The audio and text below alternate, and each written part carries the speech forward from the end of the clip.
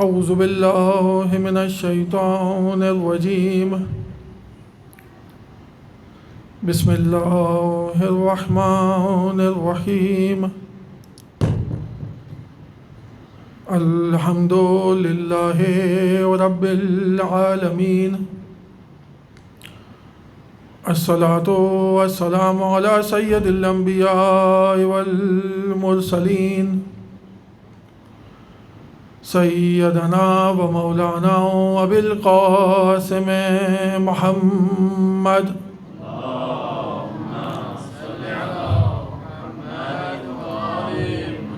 و اہل بیتہ الطیبین الطاہرین المعصومین المظلومین ولعنۃ اللہ علی اعدائہم اجمعین من الآن الی قیام یوم الدین اما بعد فقد قال اللہ سبحانہ وتعالی فی کتابہ المبین وقولہ الحق قل لا اسألکم علیہ اجرا الا المودۃ فی القربى والصلوات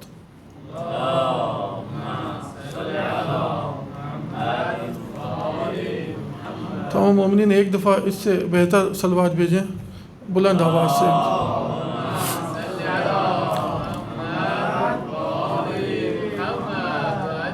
عزیزان محترم، مجلس کے آغاز میں خداوند متعال کی بارگاہ میں دعا کرتے ہیں۔ خدایا تجھے واسطہ ہے منجدن پاک کا، تجھے واسطہ ہے چہد معصومین کا، اپنی حجت کے ظہور میں تعجیل فرما۔ خداوندہ جو بھی مومنین پریشان حال ہیں ان کی پریشانیوں کو دور فرما، جو بھی مریض رکھتے ہیں ان کے مریضوں کو جلد از جلد صحت اور سلامتی عنایت فرما۔ پروردگار جو مومنین یہاں اس فرش عزا پر موجود ہیں، جو بھی جائز اور شرعی حاجات رکھتے ہیں ان کی حاجات کو اپنی بارگاہ میں قبول فرما اور حجت دوران کے ظہور میں تعجیل فرما۔ ایک دفعہ صلوات بھیجیں محمد و آل محمد پر۔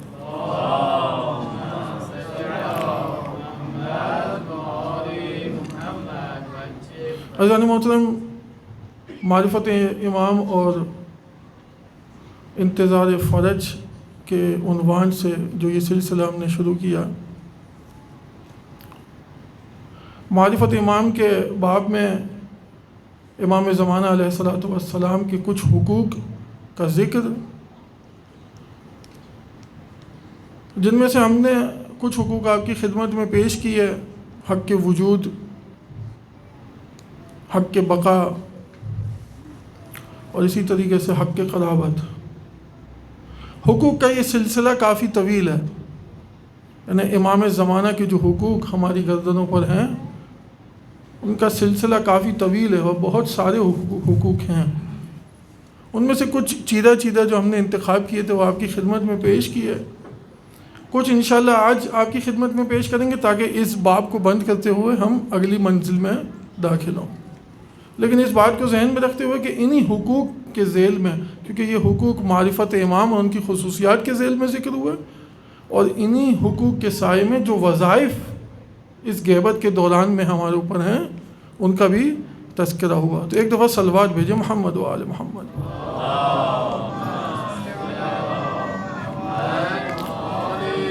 چوتھا حق جو آج ہم ذکر کرنا چاہ رہے ہیں، جو امام کا ہماری گردنوں پر ہے، وہ ہے حق منعم۔ حق منعم یعنی روایات کے سلسلے سے جو ہمیں پتہ چلتا ہے وہ یہ ہے کہ اس کائنات میں جو بھی نعمتیں ہم تک پہنچ رہی ہیں وہ امام کے طفیل سے ہیں۔ جو بھی نعمتیں ہم تک پہنچتی ہیں، خود زیارت جامعہ میں ہم کیا پڑھتے ہیں؟ جو پہلا ہی فراز ہے، السلام علیکم یا اہل بیت النبوہ و موضع الرسالہ و معدن الرحمہ و محبت الوحی۔ اسی پہلے ہی فراز میں ہم کیا فرماتے ہیں؟ ہم تلاوت کرتے ہیں اولیاء النعم، اولیاء النعم، یعنی السلام علیکم یا اولیاء النعم، یعنی سلام ہو آپ پر۔ اب اس زیارت جامعہ کا تو ہمیں معلوم ہے کہ یہ امام ہادی علیہ الصلوۃ والسلام سے، اور کسی بھی امام کی زیارت کے لیے جائیں تو اس زیارت کو وہاں پڑھ سکتے ہیں، ہر امام سے مربوط ہے یہ۔ تو ہم کیا تلاوت کرتے ہیں؟ السلام علیکم یا اولیاء النعم، یعنی سلام ہو آپ پر اے اولیاء النعم، یعنی میری نعمتوں کی سرپرستی کرنے والے، یعنی وہ سرپرست کہ جن کے ذریعے نعمتیں مجھ تک پہنچتی ہیں۔ بس امام ہی وہ ذات ہے کہ جو خداوند متعال سے فیض لے کر ہم تک پہنچاتا ہے۔ اب نعمتوں کی اقسام ہوتی ہیں، نعمتیں مادی بھی ہوتی ہیں اور معنوی بھی ہوتی ہیں۔ مادی نعمتوں میں جو ہمارا رزق مادی ہے، گھر بار ہے، دوسری چیزیں ہیں، وہ بھی امام کے ذریعے ہم تک پہنچتا ہے۔ اور معنوی نعمتوں میں جس میں علم ہے، معرفت ہے، ایثار ہے، دوسری صفات حسنہ ہیں جو ہم حاصل کرنا چاہتے ہیں، تو وہ ہمیں امام کے ذریعے ہی ملتی ہیں۔ ہم دعا کریں اور کوشش کریں تو وہی صفات ہم میں جو فضائل ہوتے ہیں ان کو ہم حاصل کر سکتے ہیں۔ اسی طرح نعمتوں کو کبھی مادی و معنوی میں تقسیم کیا جاتا ہے، کبھی نعمتوں کو ظاہری اور باطنی میں تقسیم کیا جاتا ہے۔ نعمت ظاہری بھی ہوتی ہیں، باطنی بھی ہوتی ہیں۔ ان کی بھی اب تفاسیر مختلف ہیں، نعمت ظاہرہ اور باطنہ کی۔ روایات میں جائیں تو مختلف تفاسیر ہیں، لیکن ایک تفسیر جو ہمارے مطلب کی ہے وہ یہ ہے کہ نعمت ظاہرہ اور باطنہ کو مفسرین نے لکھا زمین اور آسمان۔ اور بھی تفاسیریں میں بتا رہا ہوں، انشاءاللہ جب ہم پہنچیں گے تو وہاں پر بھی، لیکن مفسرین لکھتے ہیں کہ نعمت ظاہرہ اور نعمت باطنہ یعنی زمین اور آسمان۔ بس سمجھ یہ آیا کہ زمین اور آسمان و ما فیہا، جو بھی اس میں موجود ہے وہ نعمت ہے، یا ظاہری نعمت ہے یا باطنی نعمت ہے، اور یہ تمام نعمتیں ہم تک امام کے ذریعے پہنچتی ہیں۔ ایک دفعہ صلوات بھیجیں محمد و آل محمد۔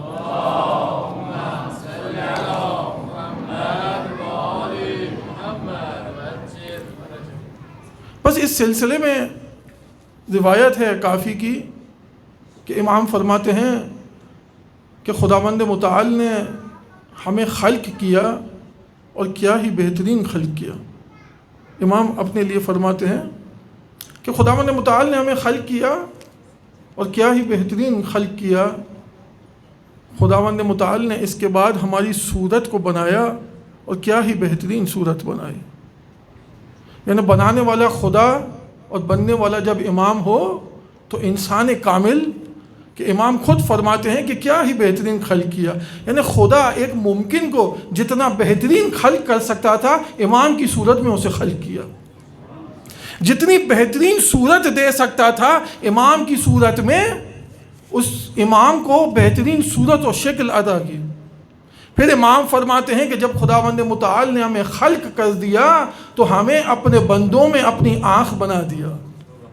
جب خداوند متعال ہمیں خلق کر چکا تو ہمیں اپنے بندوں میں اپنی آنکھ بنا دیا، ہمیں اپنے بندوں میں اپنی زبان بنا دیا، ہمیں اپنے بندوں میں اپنا ید مبسوطہ بنا دیا۔ ارے خداوند متعال نے ہمیں یہ مراتب دیے، یہاں تک کہ جب بھی کسی درخت سے کوئی پھل آتا ہے تو وہ ہمارے وجود کی برکت سے آتا ہے، جب نہریں بہتی ہیں تو ہمارے وجود کی برکت سے بہتی ہیں، ارے جب سورج نکلتا ہے تو ہمارے وجود کی برکت سے نکلتا ہے، ارے یہی نہیں بلکہ خدا کی عبادت بھی ہمارے وجود کی برکت سے ہوتی ہے۔ بس امام فرماتے ہیں بے عبادتنا عبد اللہ ولولا نحن ما عبد اللہ۔ ارے ہماری عبادت سے ہی خدا کی عبادت ہوتی ہے، اگر ہم نہ ہوتے تو کوئی خدا کی عبادت نہ کرتا۔ اس کی تفسیر لکھی مفسرین نے، شارحین نے اس کی شرح لکھی کہ امام چونکہ وجود کامل ہے تو جو عبادت کا حق ہے وہ صرف امام ہی ادا کر سکتا ہے۔ تو امام فرماتے ہیں اگر ہم نہ ہوتے تو خدا کی عبادت ہی نہ ہوتی، اور اگر ہم نہ ہوتے تو کوئی اور خدا کی عبادت نہ کرتا۔ کیوں؟ کیونکہ اگر ہم نہ ہوتے تو لوگوں کی ہدایت کس طرح ہوتی؟ بس ہم ہی نے خدا کی عبادت کی اور ہم ہی نے خداوند متعال کی جانب لوگوں کی ہدایت کی۔ ایک دفعہ صلوات پہ محمد و آل محمد۔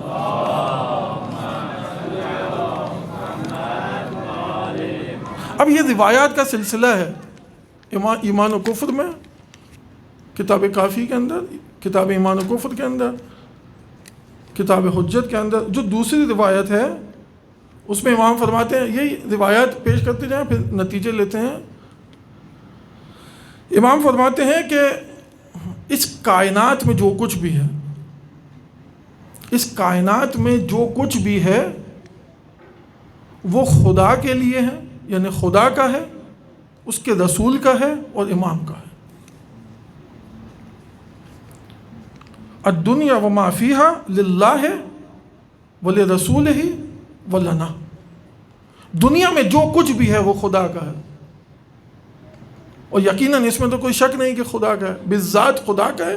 اس کے بعد پیغمبر کے لیے فرماتے ہیں کہ پیغمبر کا ہے اور ہم ائمہ اہل بیت کا ہے، یعنی خداوند متعال نے ہمیں یہ ساری نعمتیں اور یہ کائنات عطیہ کی، بس خداوند متعال کا ہے، اس کے رسول کا ہے اور ہم ائمہ اہل بیت کا ہے۔ تو پس جان لو کہ اگر اس دنیا کی نعمتوں میں سے کوئی بھی چیز اگر تم تک پہنچے تو تم پر ہمارا حق ہے، کیونکہ یہ ہمارا ہے جو ہماری جانب سے تم تک پہنچا۔ تو امام فرماتے ہیں کہ 3 چیزوں کی تم نے رعایت کرنی ہے جب بھی خداوند متعال کی جانب سے کوئی نعمت ملے، تو 3 چیزوں کی رعایت کریں۔ پہلی چیز تقوی اللہ، کہ خداوند متعال کا تقوی اختیار کرو۔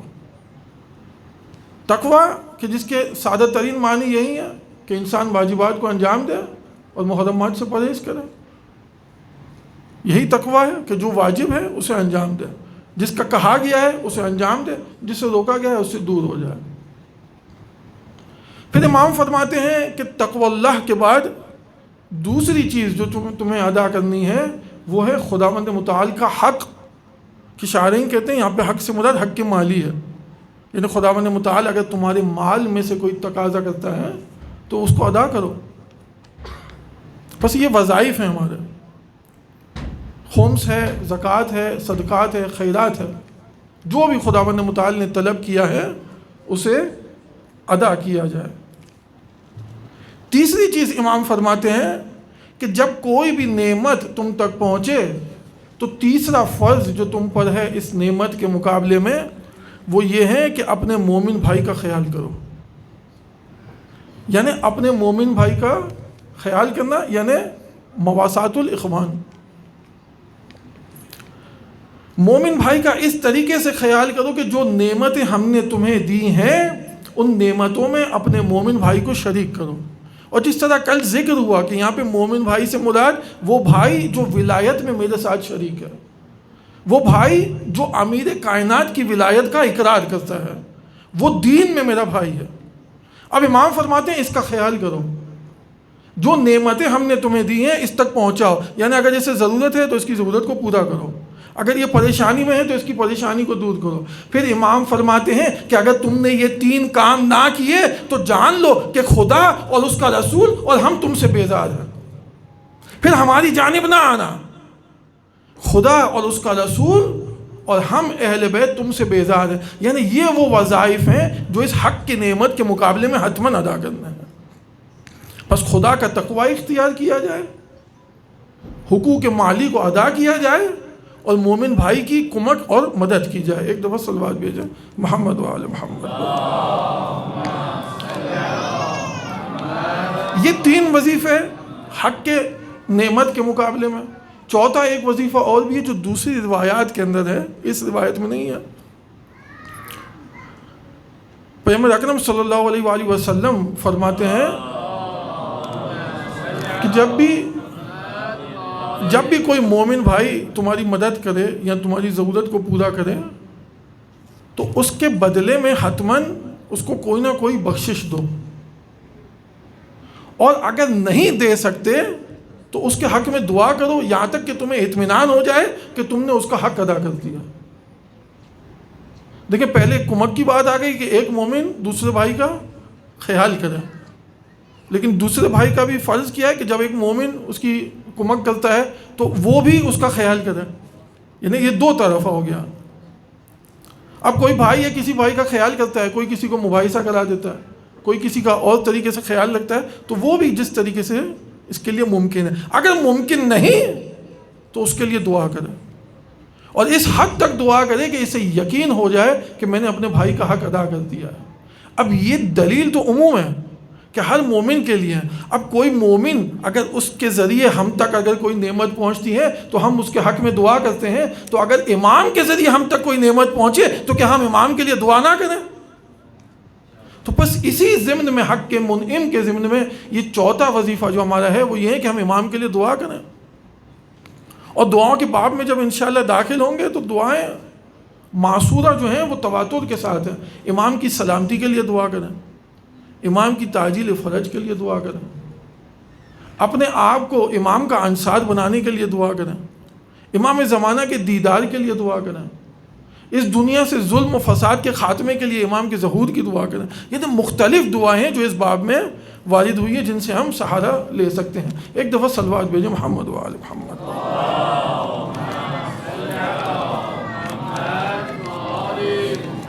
تو ارادہ یہی ہے کہ آج اس حقوق کی بحث کو ذرا تیزی سے ہم لے کے چلیں تاکہ ایک منزل کی جانب پہنچ جائیں اور پھر ہم کل سے جو ہے وہ اگلے باب میں داخل ہوں.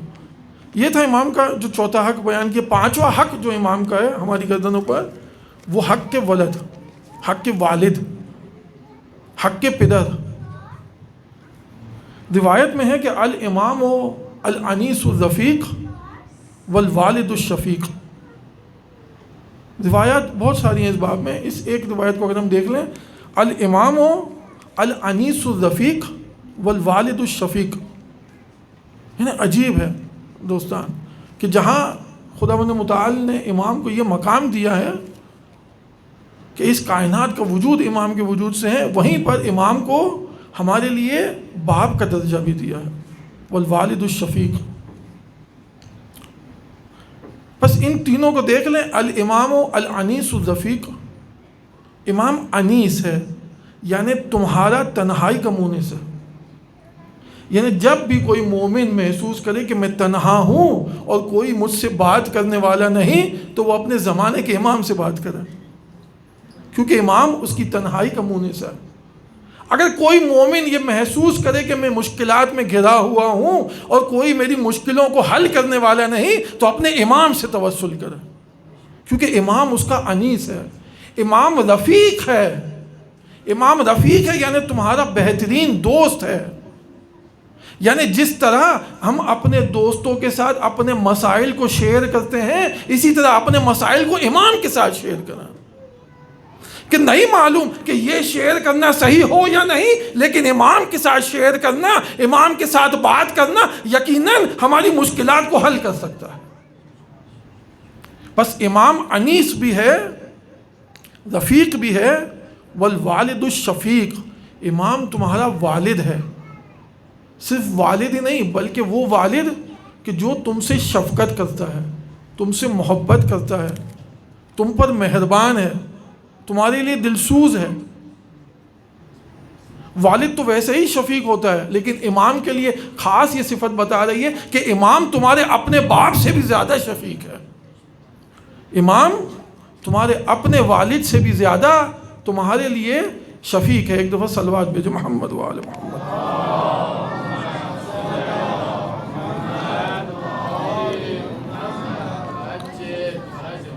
امام فرماتے ہیں کہ جب ہمارا شیعہ بیمار ہوتا ہے تو ہم بھی بیمار ہوتے ہیں.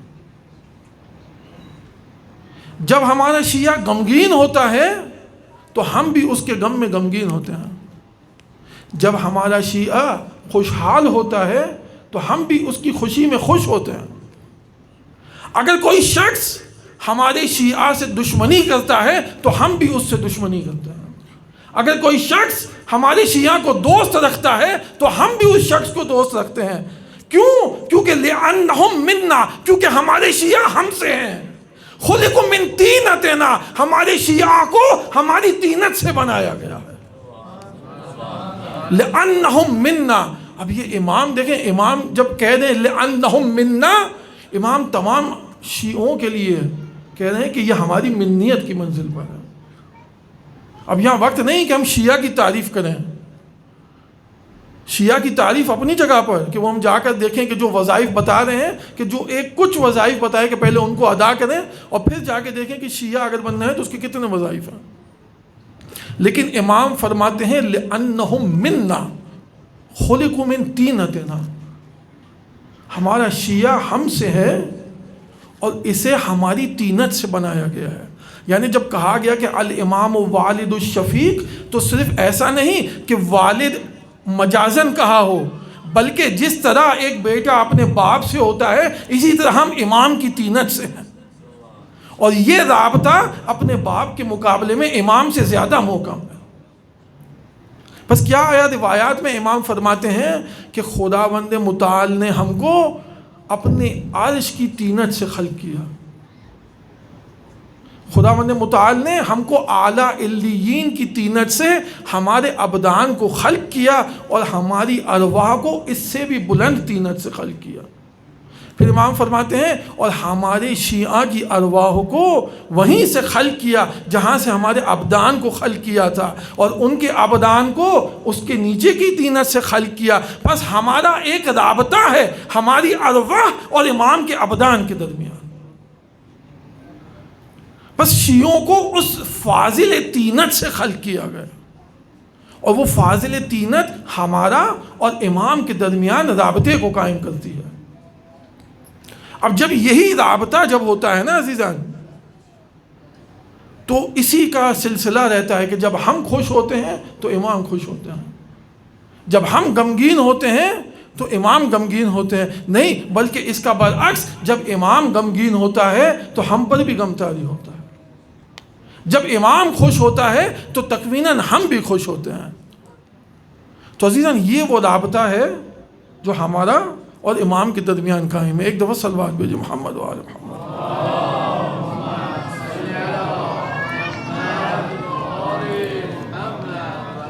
جو قرآن میں آیت ہے شجرہ طیبہ کے لیے کہ اصلها ثابت وفرعها فی السماء، جب راوی نے امام سے تفسیر پوچھی کہ اس آیت کی تفسیر بتائیں،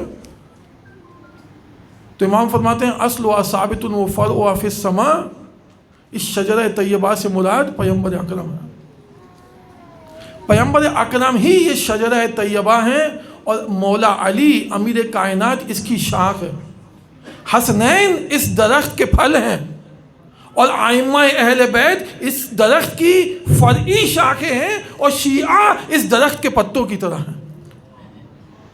یعنی اس درخت میں، اس شجر طیبہ میں امام نے اپنے شیعوں کو داخل کیا کہ یہ شجر طیبہ پیغمبر کی ذات ہے، علی اس کی شاخ ہیں، حسنین اس کے پھل ہیں، اور ائمہ اہل بیت اس کی شاخیں فرعی ہیں، اور شیعہ اس درخت کے پتے ہیں۔ پھر امام فرماتے ہیں کہ جب بھی کوئی شیعہ اس دنیا سے جاتا ہے تو اس درخت کا ایک پتا گر جاتا ہے۔ یعنی یہ وہ رابطہ ہے جو ایک شیعہ کا شجر طیبہ سے ہے، یہ وہ رابطہ ہے جو ہمارا اپنے امام سے ہے۔ تو اب بتائیں انصاف کے ساتھ کہ جب یہ رابطہ تکوینی ہمارا اور امام کے درمیان ہے تو پھر یہ کیسے نہ ہو کہ ہم امام کے غم میں غمگین ہوں؟ تو یہ کیسے ہو سکتا ہے کہ امام خوش ہوں اور ہم خوش نہ ہوں؟ بس جبھی تو امام صادق علیہ السلام نے فرمایا نا، امام فرماتے ہیں ان لقتل الحسین حرارۃ فی قلوب المؤمنین لم تبرد ابدا۔ امام فرماتے ہیں کہ امام حسین علیہ السلام کی شہادت کے سبب سے مومنین کے دلوں میں وہ حرارت ہے جو قیامت تک بلکہ ابد تک خاموش ہونے والی نہیں۔ عزیزاً یہی وہ وجہ ہے کہ جب میرے مولا کا نام آتا ہے تو ہماری آنکھیں نم ہو جاتی ہیں، ہمارا دل گرم ہو جاتا ہے، کیونکہ یہ حرارت خداوند متعال نے ہمارے سینوں میں رکھی ہے۔ بس ہمارا کام ہے کہ اس حرارت کو شعلے میں تبدیل کریں، ہمارا کام ہے کہ اس حرارت کو نور میں تبدیل کریں، ہمارا کام ہے کہ اس حرارت کو نور ایمان میں تبدیل کریں، اور ہمارا کام ہے کہ اس حرارت کے ذریعے اپنے امام کے ساتھ، اپنے وقت کے امام کے ساتھ متصل ہو جائیں۔ ایک دفعہ صلوات بھیجیں محمد و آل محمد۔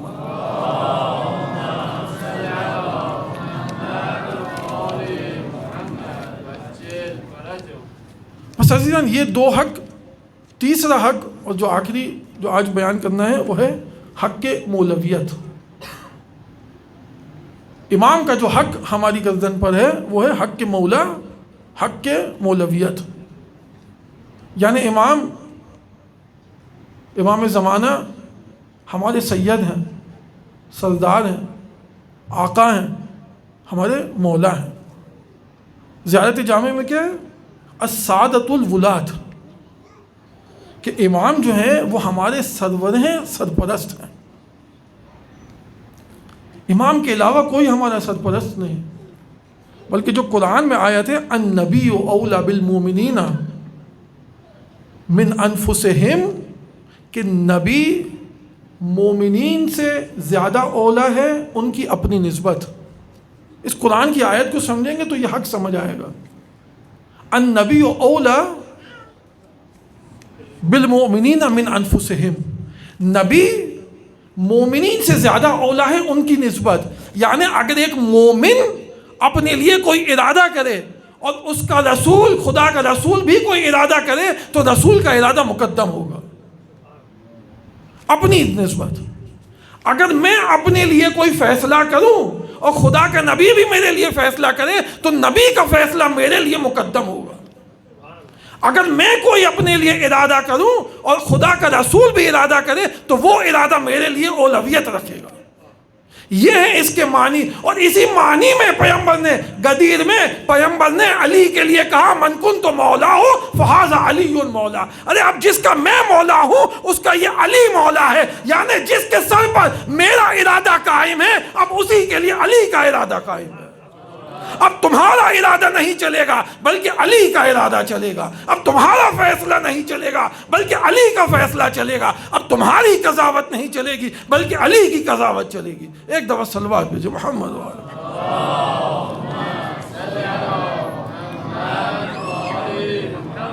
بس یہیں پر اسی لیے آ گیا. اب جب ان کا فیصلہ چلے گا تو اطیعوا اللہ و اطیعوا الرسول سمجھ آ گیا کہ خدا کی اطاعت کرو، رسول کی اطاعت کرو، اولی الامر کی اطاعت کرو. انما ولیکم اللہ بھی یہیں سے سمجھ آیا کہ اللہ تمہارا ولی ہے، رسول ولی ہے، اور وہ لوگ جو ایمان لائے، نماز کو قائم کیا، حالت رکوع میں زکوٰۃ دی. یہ آیات چونکہ ہم نے سنی ہوئی ہیں ساتھ. بس امام کا حق کے مولا یعنی حق کے مولویت ہماری گردن پر ہے. اس کے معنی یہ ہے کہ امام ہماری نسبت، ہمارے مقابلے میں ہمارے لیے ہم سے بہتر فیصلہ کرتا ہے. ہمارا کام ہے کہ ہم امام کے فیصلے پہ راضی رہیں اور ان کے آگے تسلیم ہو جائیں. بس یہیں تک یہ منزل نہ رکی بلکہ ایک شخص آیا امام کی خدمت میں، امام رضا علیہ السلام کی خدمت میں.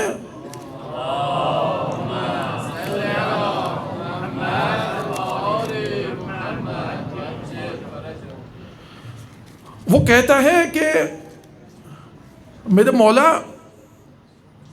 ہم نے سنا ہے کہ آپ یہ کہتے ہیں کہ یہ لوگ ہمارے بندے ہیں، الناس عبید لنا. میرے مولا ہم نے سنا ہے کہ آپ یہ کہتے ہیں کہ یہ لوگ ہمارے بندے ہیں.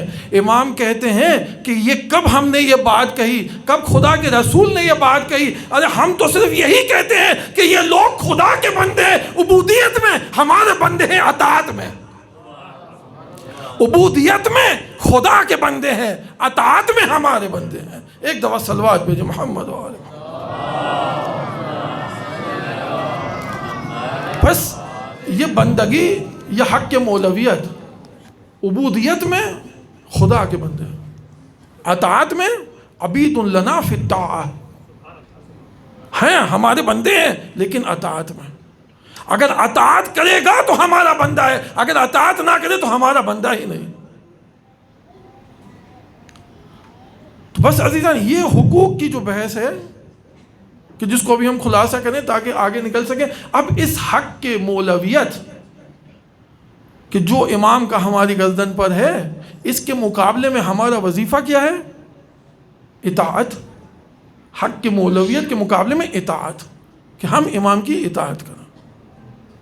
تو بس یہ سلسلہ جو آپ کے سامنے پیش کیا، اگر اس کو خلاصہ کیا جائے کہ امام کا حق کے وجود، حق کے بقا، حق کے قرابت، حق کے مولویت، حق کے پدر اور حق کے منعم، 6 حقوق آپ کی خدمت میں بیان کیا، جبکہ حقوق بہت سارے ہیں، یعنی اتنے ہیں کہ اگر بیان کرتے رہیں تو 1 اشرہ 2 اشرے کافی نہیں ہیں۔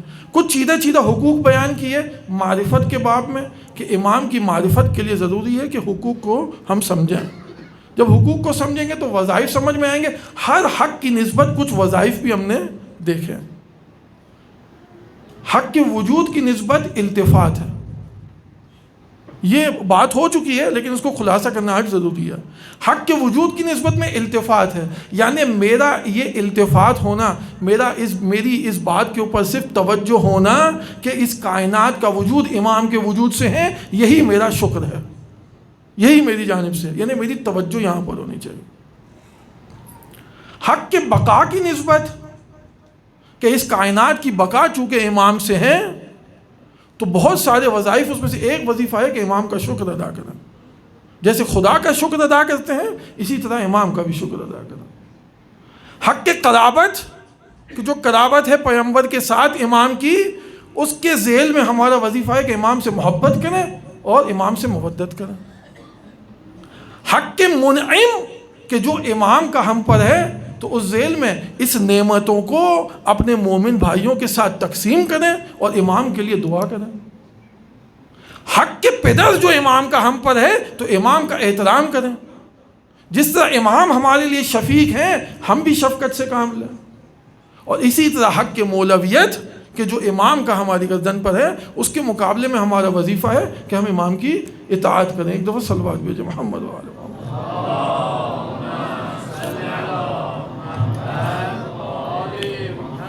تو یہ ایک سلسلہ ہو گیا۔ اب ایک نقطہ جو اس کے اندر رہ گیا کہ جس سے یہ بات مکمل ہوتی ہے، وہ یہ ہے کہ یہ جو حقوق اور یہ جو وظائف ہم نے دیکھے اور دلائل کے ساتھ ان کو پیش کیا گیا، تو دلائل کیوں ان کے ساتھ پیش کیے جاتے ہیں؟ تاکہ ہمیں دل میں اطمینان حاصل ہو کہ قرآن اور حدیث کی روشنی میں یہ پیش کیے جا رہے ہیں۔ جب دلائل پیش کیے جاتے ہیں تو اطمینان حاصل ہوتا ہے، اور اس اطمینان کا جب حصول ہو جائے علم کے ساتھ تو یہ معرفت کی پہلی منزل ہوتی ہے، اسے کہتے ہیں علم الیقین۔ ٹھیک ہے، یہ تھوڑی سی دقیق منزل ہے لیکن ہم اس کے ساتھ چلیں کہ یہ جو معرفت ہم حاصل کی ہم نے اس طریقے سے کہ ہم نے کچھ چیزوں کو دیکھا اور اس کو سمجھا، اور اگر ہمارے دلوں کو اطمینان حاصل ہوا تو اسے کہتے ہیں علم الیقین، یعنی وہ یقین جو علم کے ذریعے سے حاصل ہوا۔ لیکن یہ تو معرفت کی پہلی منزل ہے۔ معرفت کی دوسری منزل ہے عین الیقین۔ وہ کب حاصل ہوتی ہے؟ وہ اس بیان سے حاصل نہیں ہوتی، بلکہ وہ منزل اس وقت حاصل ہوتی ہے کہ جب ہم ان مسائل کے اوپر عمل کریں۔ ٹھیک ہے، جب ہم عمل کرتے ہیں، یعنی سب سے پہلے اپنے آپ کو اوصیکم ونفسی، کہ جب ہم اس پر عمل کرتے ہیں تو عین الیقین کی منزل حاصل ہوتی ہے۔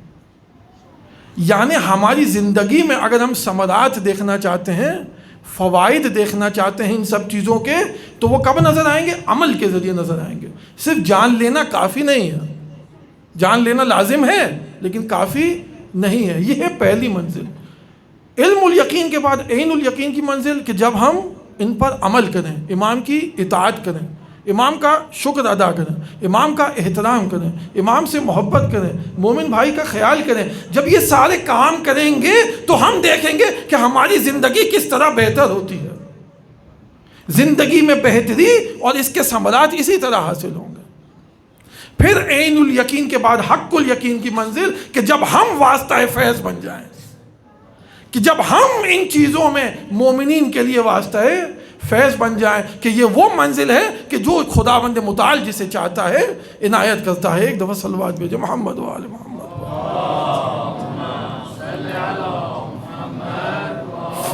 تو بس عزیزان، ہم امام کو یاد کرتے ہیں، کوشش کرتے ہیں، ہمیں کہا بھی گیا کہ ہمیں یاد کیا کرو، تنہائی میں یاد کرو، جب مشکل ہو ہمیں یاد کرو، جب پریشانی میں ہو ہمیں یاد کرو، جب خوشی ہو ہمیں یاد کرو، جب غم ہو ہمیں یاد کرو، ہر حال میں اپنے امام کو یاد کریں۔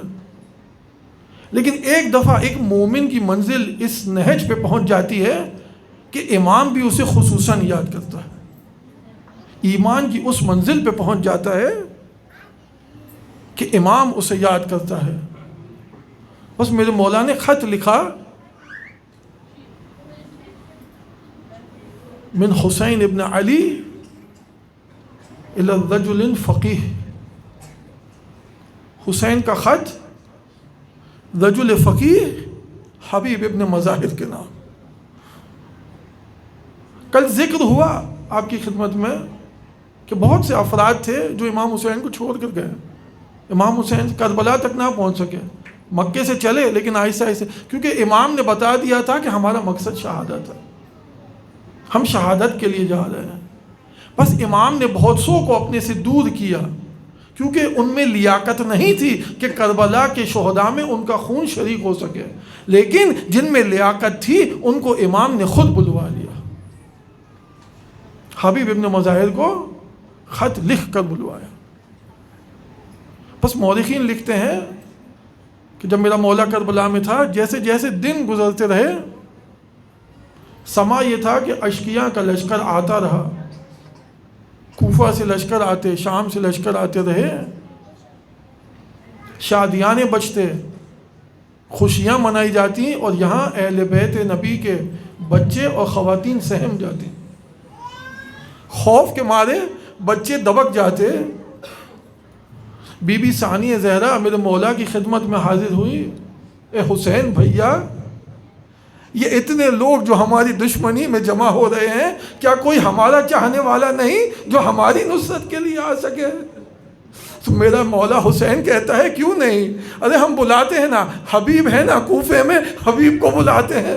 بس میرے مولا نے خط لکھا من الحسین الی الرجل الفقیہ حبیب, تمہارا مولا دشمنوں میں گھر چکا ہے. حبیب تم ہماری قرابت کو رسول کی نسبت جانتے ہو.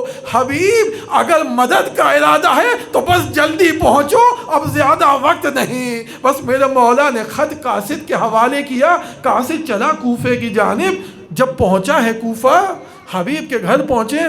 مورخین لکھتے ہیں حبیب غذا تناول فرما رہے تھے, سفرے پہ تشریف فرماتے, ابھی پہلا ہی لقمہ لیا تھا, لقمہ گلوگیر ہوا, ارے دک الباب ہوا. پوچھا کون؟ کہتا ہے انا برید الحسین, ارے میں حسین کا قاصد ہوں, جلدی دروازہ کھولو, حسین کا خط لے کر آیا ہوں. بس حبیب گئے دروازے پر, میرے مولا کا خط لیا, ارے آنکھوں سے لگایا, ارے خط کو چوما, سر پر رکھا. ارے حبیب جانتے ہیں کہ یہ میرے مولا کا خط ارے امام کی منزل پر ہے. ارے سر پر رکھا, پھر خط کو کھولا. ارے خط کا عنوان تھا, ارے غریب کی جانب سے حبیب کے نام, حبیب ہماری مدد کو جلدی پہنچو اگر مدد کرنا چاہتے ہو. بس حبیب نے قاصد کو رخصت کیا, اپنے غلام سے کہا ہے میرے غلام ماحول پر آشوب ہے, تو میرا رہوار لے کر کوفے کے باہر چلا جا, بس میں بھی پہنچتا ہوں. بس گھر میں داخل ہوئے, اپنی زوجہ سے کہا زوجہ حسین کا خط آیا ہے. ارے زوجہ کہتی ہے حبیب تو کیا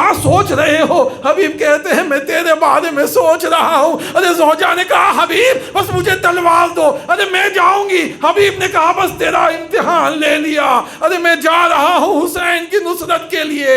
ارے حبیب چلے حسین کی نصرت کے لیے. جب کوفہ سے باہر پہنچے تو دیکھا رہوار بھی کھڑا ہوا ہے, ارے اس کے ساتھ غلام بھی موجود ہے. ارے دونوں کی آنکھیں اشکبار ہیں. ارے رہوار کی گردن میں غلام نے اپنی باہیں دی ہوئی ہے, غلام اس کے کان میں کچھ کہہ رہا ہے. حبیب نزدیک پہنچے, سنا کیا کہہ رہا ہے؟ ارے سنا, غلام کہہ رہا ہے اے عزب باوفا تو پریشان نہ ہونا, اگر میرا مولا نہ آیا تو میں خود تجھ پر سوار ہو کر چلوں گا. حبیب نے آسمان کی جانب دیکھا, اے میرے مولا یہ حسین پہ کیا وقت آ گیا. ارے غلام زادے بھی حسین کی نصرت کے لیے آمادہ.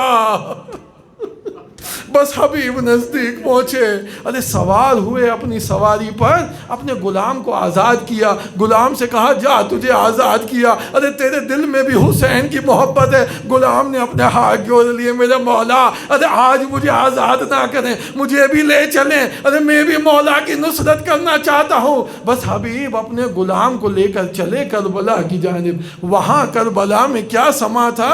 حسین نے علم تقسیم کرنا شروع کیے۔ عباس تو لشکر کا علمدار ہے، میرے مولا کو سپہ سالار بنایا۔ ارے زہر کین کو میسرہ کا، میمنہ کا جب علم کی باری آئی میرے مولا نے رکھ دیا۔ میرے مولا فرماتے ہیں ارے اس کا حقدار آیا ہی چاہتا ہے۔ یکایک کوفے کی جانب سے گرد اٹھی، ارے لشکر نے دیکھا کوئی آنا چاہتا ہے۔ میرے مولا نے کہا عباس جاؤ، ارے حبیب آ گیا، حبیب کا استقبال کرو۔ میرے مولا حبیب کو لے کر آئے، ارے لشکر میں خوشیاں منائی گئی، نعرہ تکبیر بلند ہوا۔ جب ثانیہ زہرا کو پتا چلا، ارے پوچھا فضہ یہ کون آیا ہے؟ بی بی نے کہا حبیب آیا ہے۔ ثانیہ زہرا کہتی ہے فضہ ہمارا سلام حبیب تک پہنچا دو۔ ارے بی بی فضہ کہتی ہے حبیب، ثانیہ زہرا ارے تجھے سلام کہہ رہی ہے۔ ارے حبیب زمین پر گر گئے، ارے خاک اٹھائی، ارے سر پہ ڈالتے خدایا ارے زہرا کی جائی، ارے غلاموں کو سلام۔ خدایا یہ حسین پہ کیا وقت آ گیا؟ ارے زہرا کی بیٹیاں بس عزیزان شہادتیں ہوئی، شہادت ہوئی، حبیب کی شہادت ہوئی، میرے مولا کی شہادت ہوئی۔ اس ہرا کا قافلہ چلا کوفے کی جانب۔ جب کوفہ پہنچے ہیں، جب کاروان داخل ہوا تو علماء سے سنا ہے کہ وہیں بازار میں حبیب کا بیٹا بھی موجود تھا، ارے اپنے کچھ دوستوں کے ساتھ موجود تھا۔ ارے جب اس نے دیکھا کہ نیزے پہ اس کے باپ کا سر ہے تو اپنے دوستوں سے کہا ارے آؤ میری مدد کے لیے، ارے اپنے باپ کا سر لوں گا۔ بس حملہ کیا، باپ کا سر لیا، پیشانی کو چومتا ہے، ارے رجز پڑھنے لگا۔ جس کا جوان بیٹا ہو، ارے جس کا جوان بیٹا ہو، کس کی جرأت ہے اس کے باپ کو اس طرح لے کے چلے؟ ارے میں کہوں سید سجاد ارے دیکھ رہا ہے باپ کا لاشا کربلا میں، سر نیزے پہ بلند، ارے کرے تو کیا کرے، ہاتھ بندھے ہوئے، سر میں گردن میں توپ، پاؤں میں بیڑیا۔ الا لعنت اللہ علی القوم الظالمین، ماتم حسین۔